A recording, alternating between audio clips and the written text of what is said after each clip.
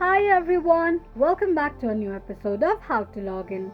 Today in this video, I'm gonna show you how you can reset your password on Craigslist. Keep watching the video till the end.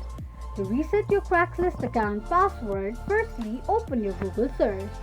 On the search box at the top, type in craigslist.org and make a search. The homepage of Craigslist will appear on the screen.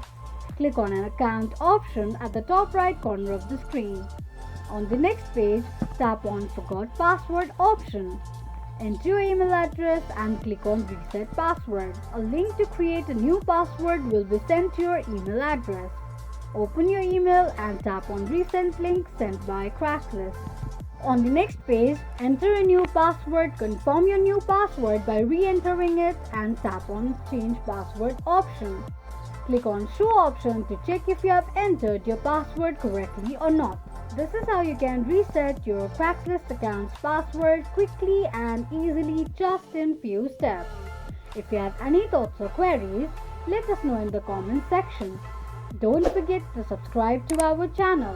Also, press the notification bell icon so that YouTube will notify you whenever we post a new video.